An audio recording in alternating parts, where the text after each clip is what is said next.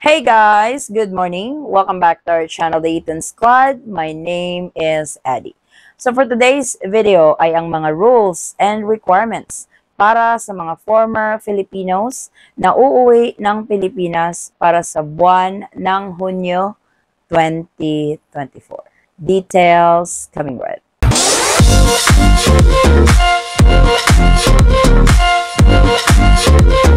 If you are a foreign national watching this video, we have uploaded your updated travel requirements to the Philippines for the month of June 2024 under the category of Tourist, 9A Visa, 13A, and SRRB. So please feel free to check the channel.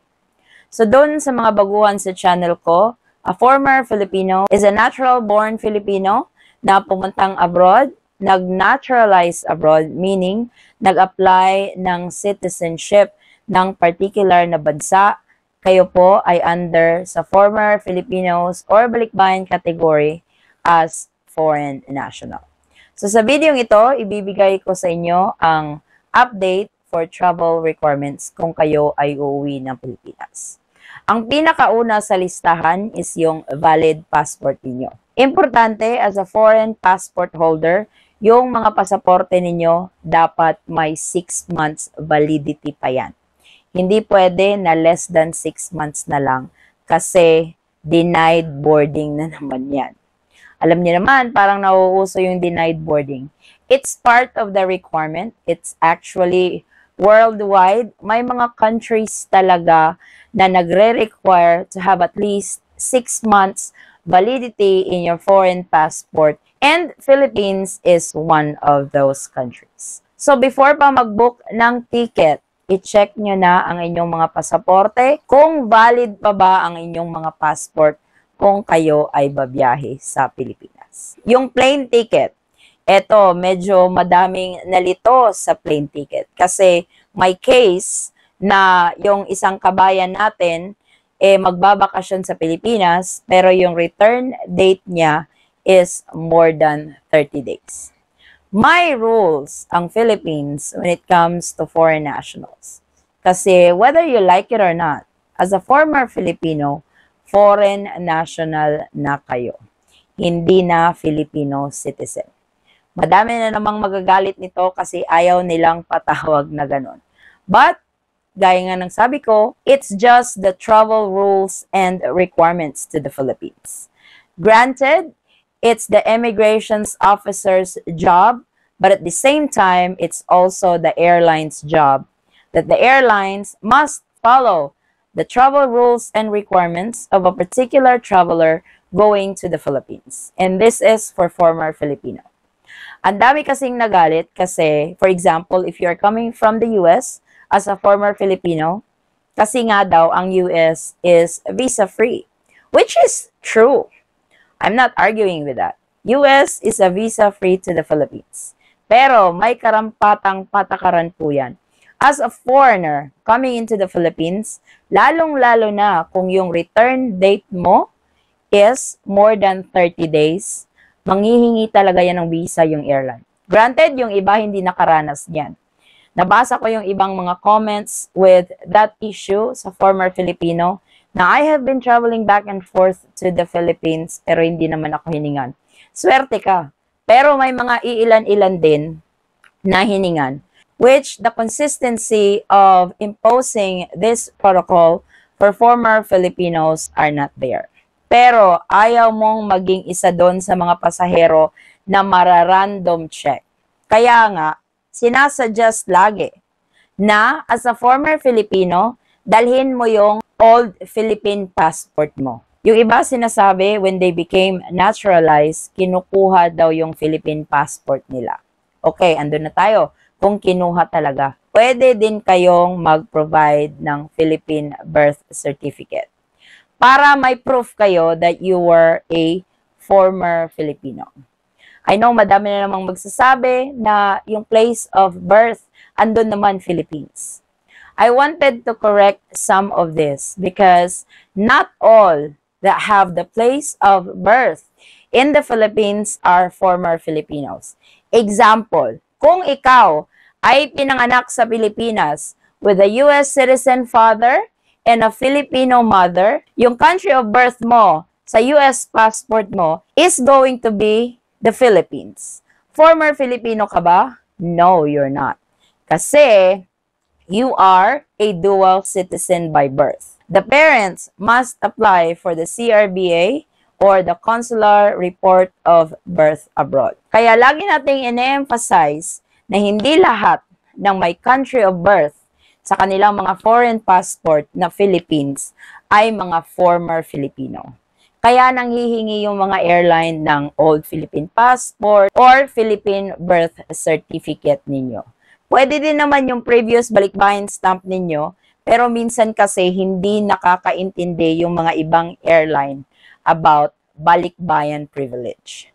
So, yung iba kailangan yung i-explain, but there are some airlines who will not listen to your explanation that they have to call somebody to confirm this na eligible ka for a balikbayan privilege. But that comes with proof.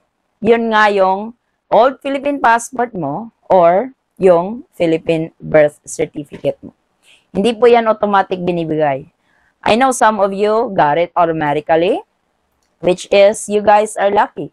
But there are some na nakaranas talaga ng hassle kasi wala silang maipakita na proof, kagaya nung nangyari sa ating kabayan na hiningan siya ng visa or yung old Philippine passport niya. Kasi nga, yung return date niya is more than 30 days. And unfortunately, wala siyang napakita, kaya denied siya from boarding. Siyempre, ang e-travel, andyan pa rin. So, may mga pagbabago sa e-travel, kabayan. Kung dati, makakapag-rehistro ka automatic at bibigyan ka ng QR code, nitong bagong update natin, kailangan meron ka ng account. So, yung pag-create ng account, pwede mo siyang gawin anytime, kahit malayo pa yung biyahe mo. Pero yung mga ibang kabayan natin, hindi nila ginagawa yon. Ginagawa na nila yung account nila, yung nalalapit na talaga yung biyahe nila kasi minsan, madami pang update na nangyayari sa e-travel. So, kailangan mag-create ka ng account, tapos gagawa ka ng e-travel registration 3 days before departure. At sa bagong e-travel ngayon, andun na rin ang customs declaration. So, iisang QR code na lang ito. Kaya after mong mag-register with your basic information and travel details, dun ka na sa customs declaration kung may ide-declare ka ba or kahit wala kang ide-declare. So, part na ang customs declaration form sa bagong e-travel or tinatawag nilang Unified e-travel QR code. Doon sa mga former Filipinos na babiyahe ng Pilipinas kasama ang kanilang mga foreign spouse and foreign kids, yung balikbayan privilege ay pwede din nilang ma-avail. So kapag kasama ka nila sa pagbiyahe sa Pilipinas, magkasabay kayong i-process sa immigration, dalhin lang ang inyong marriage certificate kasi kailangan nila ng proof of affiliation sa former Filipino at yung birth certificate ng mga anak ninyo. At makaka-avail din sila ng 1-year balikbayan privilege, that is 1-year visa for free pagdating nyo sa Pilipinas. May mga ilan-ilan pa rin tayong kababayan na nagtatanong kung required pa ba ang RT-PCR test or antigen. Matagal na po itong wala. Matagal na po itong na-lift na protocol. So, hindi na ito nire-require, hindi na ito part ng travel requirement sa Pilipinas. Or any vaccine, wala pong nire-require na vaccine or mandatory vaccine ang Philippine government kung ikaw ay babiyahe. So, gusto ko lang yung klaruhin. Kasi minsan, ang daming magme-message sa akin na itong particular na vaccine is nire-require ng Philippines or mandatory daw, kagaya ng measles. Hindi naman. Pero kung meron namang mandatory dyan, mag-a-update naman tayo, kabayan. But so far, wala naman pong mandatory vaccine na nire-require ang Philippine government sa lahat ng babiyahe. For travel insurance, option na po ito. So, depende po sa inyo kung gusto nyong kumuha ng travel insurance. Siguraduhin lang po na ang travel insurance na binili ninyo ay magagamit nyo sa Pilipinas. Kasi hindi lahat ng travel insurance, pwede mo siyang gamitin abroad. So, i-research nyo po, magtanong, mag-inquire kung yung travel insurance ba na ino-offer nila is magagamit mo for emergency habang nasa Pilipinas ka.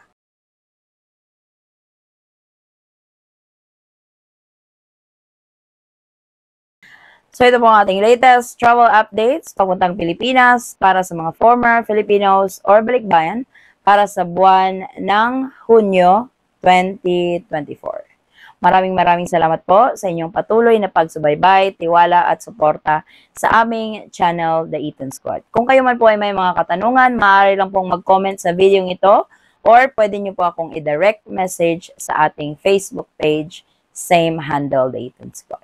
Muli kabayan, ako'y nagpapasalamat at naway ang inyong biyaheng papuntang Pilipinas ay maging smooth, hassle-free at stress-free. Magkita-kita po tayo sa ating susunod na travel update. Stay safe, stay healthy, and God bless everyone.